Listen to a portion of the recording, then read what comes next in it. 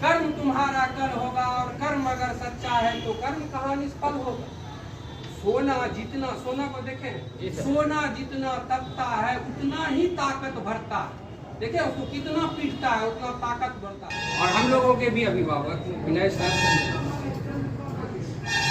Physics department के विद्वान professor Kamlesh sir, इतिहास विभाग के इतिहासकार रोहित सर और जूलॉजी डिपार्टमेंट के विद्वान प्रोफेसर उमाशंकर सर, सभी का इस कार्यक्रम में स्वागत है। आपके संगठन का थीम क्या है? ज्ञानशील एकता। किसी भी संगठन का अपना एक सिद्धांत होता है, आइडियोलॉजी होती है, और उसी को फॉलो करके संगठन हो या किसी भी तरह का संगठन हो, ऑर्गेनाइजेशन, सबका अपना सिद्धांत होता है।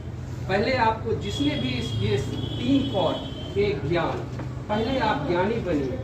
शील, अनुशासन में रहिए, हमेशा शिक्षकों का इज्जत कीजिए और हमेशा ध्यान रखें कि आपने गुरुजन पर किसी भी तरह का कोई प्रेशर नहीं आना चाहिए, किसी तरह का हम उनको प्रेशराइज नहीं करें। आप आगे बढ़िएगा। एकता, एकता भी जरूरी है।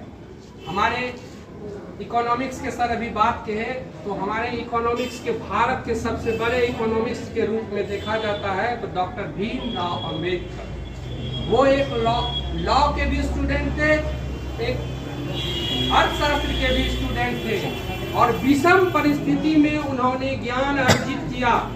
जब एक देश में व्यवस्था थी, उस व्यवस्था में लोगों को उठना मुश्किल था, उस व्यवस्था में उन्होंने अपने आप को एक प्रदर्शित किया विश्व के मानस पटल पर। और उनका भी एक सिद्धांत था, पहले शिक्षित हो, फिर संगठित हो और फिर संघर्ष करो। शिक्षित होना उन्होंने भी सबसे पहले कहा कि शिक्षित होना हम लोगों को जरूरी है। जब शिक्षा का आप में ज्ञान का भंडारण होगा तो ऑटोमेटिक आप में शीलता आ जाएगी, आप अनुशासित हो जाएंगे और अनुशासन ही जीवन का पहला नियम, फंडामेंटल जो उसका नॉलेज है, पहले अनुशासन से शुरू होता है।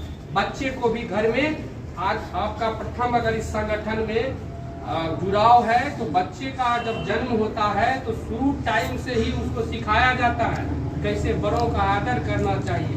इसी तरह इस संगठन का जो ये 3 शब्द है, ज्ञान, शील और एकता, ये आप लोगों का एक आइडियोलॉजी है जिसके तहत आपको पालन करना।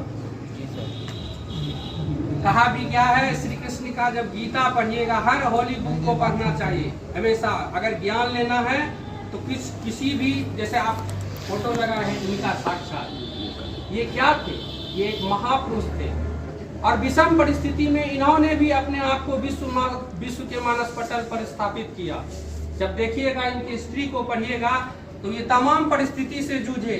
जिस समय इनका शिकागो में भाषण शुरू हुआ, इनके साथ में भी भेदभाव हुआ, फिर भी इन्होंने अपने ग्रंथ को, अपने इतिहास को, संस्कृति को विश्व के मानस पटल पर रखा।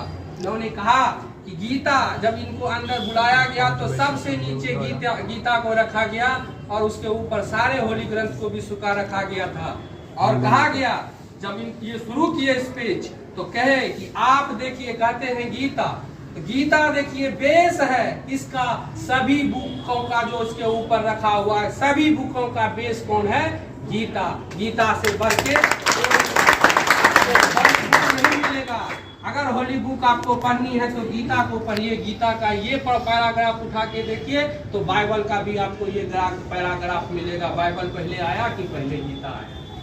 पहले कहा है कि कर्म तुम्हारा कल होगा और कर्म अगर सच्चा है तो कर्म कहाँ निष्फल होगा। सोना जितना, सोना को देखें, सोना जितना तपता है उतना ही ताकत भरता है। देखिए उसको कितना पीटता है उतना ताकत बढ़ता है। सोना जितना तपता है उतना ही ताकत भरता है। लोहा जितना तपता है उतना ताकत बढ़ता है। सोना को जितना आग ले उतना प्रखर निकलता है। देखते उसको आग लगता है कितना चमक आ जाता है। हीरे में जितनी धार लगे उतना खूब चमकता है। और मिट्टी का बर्तन जब पकता है तो धुन पर खूब चमकता है, खूब खड़कता है। सूरज जैसा बनना है तो सूरज जितना चलना होगा, सूरज जैसा बनना है तो सूरज जितना तलना होगा, और नदियों जैसा आदर पाना है तो पर्वत छोड़ निकलना होगा। और हम यह क्यों सोचे कि राह कहीं सरल होगा। आज राह मुश्किल जरूर होगा, और हर समस्या का हल होगा, वो आज नहीं तो कल होगा, वो आज नहीं तो कल। आप लोगों से एक विनती है, प्रार्थना है, कभी भी अनावश्यक किसी भी प्रेशर को लेकर किसी शिक्षक पर, कॉलेज पर आप लोग उसको थोपे नहीं। अपने स्तर से उसको प्रयास करें, हम लोगों से संपर्क करें, हम लोगों से अगर उसका समाधान होगा तो जरूर करेंगे। और हर संगठन का उद्देश्य है कि जो कुछ कमी है, जो कुछ समस्या है, उसको आप रखिए, तभी आपके साथ लोगों का जुड़ाव होगा। इसी के साथ हम